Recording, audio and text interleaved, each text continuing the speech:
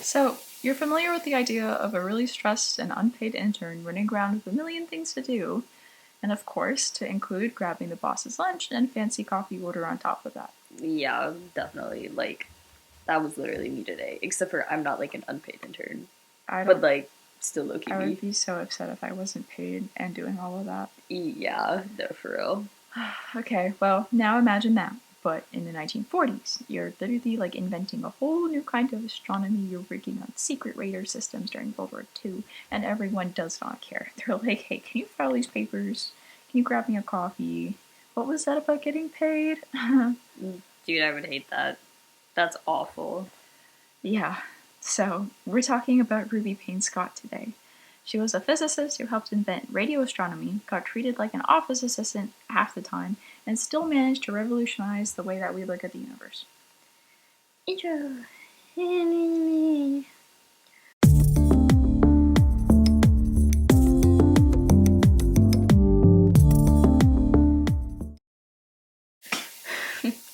Ruby Violet Payne Scott was born in 1912 in Grafton, New South Wales, Australia.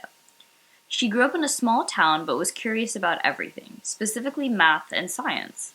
Her dad was an accountant and her mom was from Sydney, and little Ruby was the kid who actually liked her math homework, much like our dear friend Kate.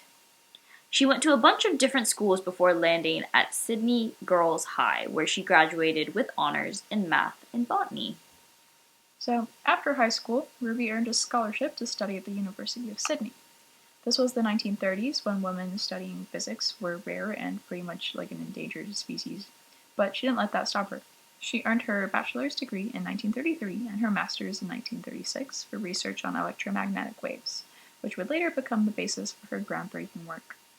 She followed that with a diploma of education in 1938, partly because at the time, as we already know, teaching was one of the few stable jobs available to women scientists. Early in her career, Ruby worked with the Cancer Research Committee at the University of Sydney, studying how radiation affects living tissue. But she eventually took a position at an electronics company called Amalgamated Wireless, AWA.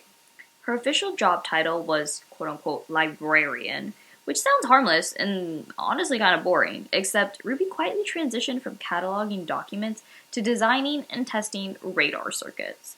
She was way too skilled to stay behind a desk for long. She said, I'm bored of this. No more library. Me inventor. Give me circuit. So, when World War II began, Ruby joined the Commonwealth Scientific and Industrial Research Organization, aka the CSIR, Scissor! which would later become CSIRO, Scissorro! as part of the Radio Physics Laboratory. Her team worked on radar systems that were used to detect enemy aircraft and ships. This was considered cutting-edge engineering at the time, so to speak, and Ruby played a very important role in improving the system's accuracy and reliability. She even helped develop technology that could detect planes flying very low over the ocean, which was essential for Australia's coastal defense. Wait, okay, so what was Australia doing in World War II? Because I feel like we hear about, like, the Axis and the Allies, and you hear about Japan, and, you don't hear about Australia. What was Australia's relevance to the world? They're just like an island in the middle of nowhere. Yes, so don't entirely super know. From a quick Google search, we know that they were like deploying volunteer forces. They didn't have a draft the way that America did, but they would have volunteer forces go to like Europe and North Africa and the Middle East, and they're more like focused on defending itself and fighting in the Pacific after Japan's attack. So they were with the Allies and fighting kind of against the Axis, but more so with like a defense type stance. Interesting. Yeah. Strange. So they ended up, and by they, Cicero, developed a lightweight radar equipment that could be flown to posts among the Pacific Island and would detect incoming planes and ships.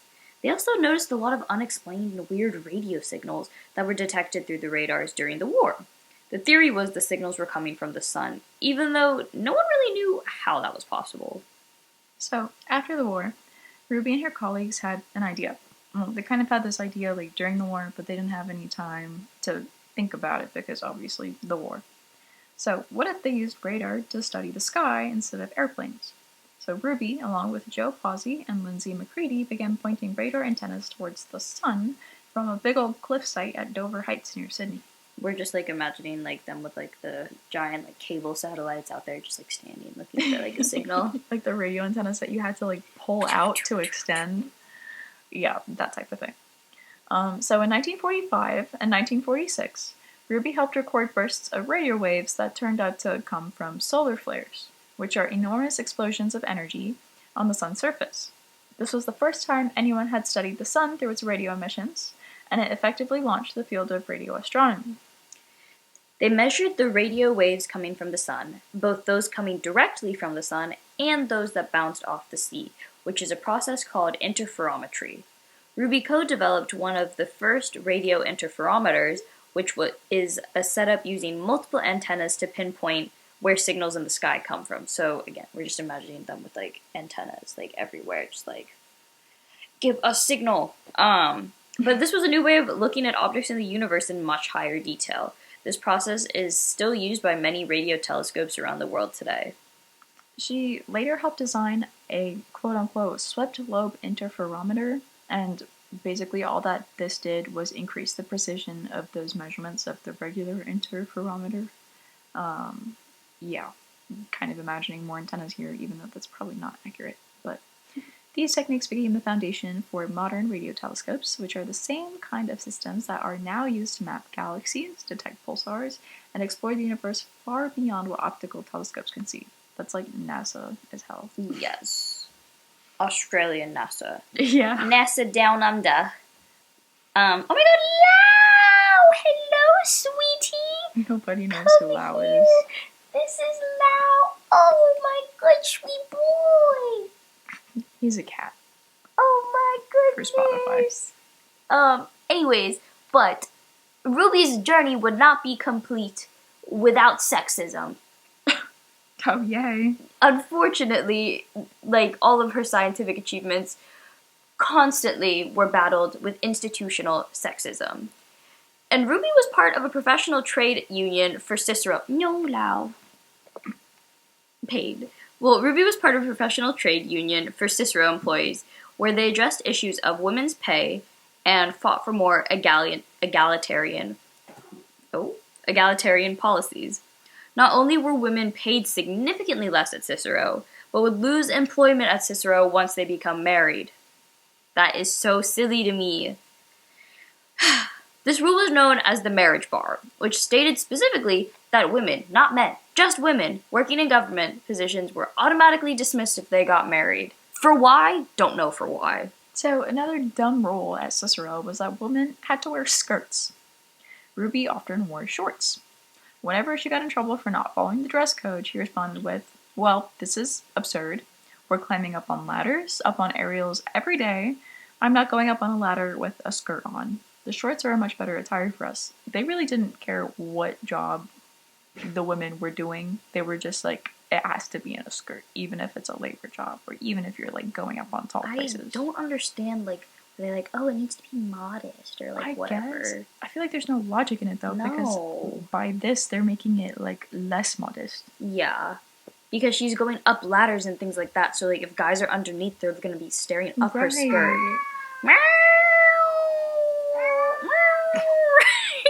He'll just keep doing that.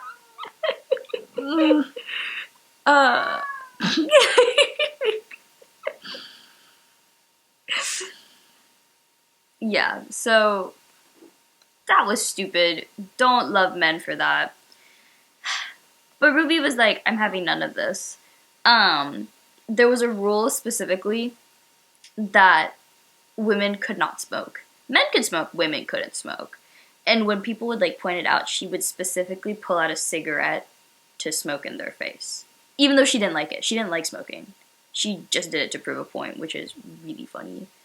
And she wrote a staff bulletin to encourage women to stick together until these discriminatory rules were dismantled. So, Ruby ended up marrying. She married Bill Hall in 1944, but obviously she kept it a big secret for many years so that she wouldn't lose her job. When the truth finally came out, she was immediately stripped of her permanent position. Not just her permanent position, but her pay level and her pension. Her entire pension gone just because she got a husband. That's crazy. So they didn't take away her position completely, I'm assuming, because she was actually important, but they did significantly demote her. So this didn't end her time at Cicero immediately, but when she became pregnant in 1951, this caused her to resign from Cicero since maternity leave was never even a consideration back in those days. And she basically just resigned when she found out before she was just fired. Yeah. So she was only 39 years old, and her formal research career was over, basically due to a bunch of dumb rules. It wasn't until 1966 that a change in legislation would allow married women to hold jobs in public service, and paid maternity did not exist until 1973 in Australia. I feel like even the U.S. didn't have a rule that you had to be. No, I wonder if some of these are Cicero specific. I see. Yeah. But I feel like even in the U.S., they didn't have stuff like that. No. Which is very strange. Yeah, or if they did, I feel like it was much earlier on. And then they got rid of it. Right. Weird. So, even though Ruby's time in professional science was short, her impact was immense. The discoveries Ruby made about solar radio bursts, the methods she developed for observing them, and her early work in radar physics all shaped how future scientists studied space. Her research directly influenced the next generation of astronomers who went on to milk the Mappy way. Please don't milk the Milky Way, please. Have you seen that what's it called? The meme where it's this milk tastes funny, what cow did it come from? But it's a bull, not a cow. I have not. Do you understand? Because boy cows don't have udders. So where did the milk come from? And this is your future medical student. You should continue.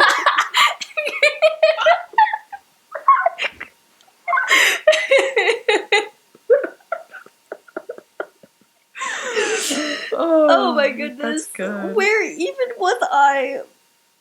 The Milky Way. The Mappy way?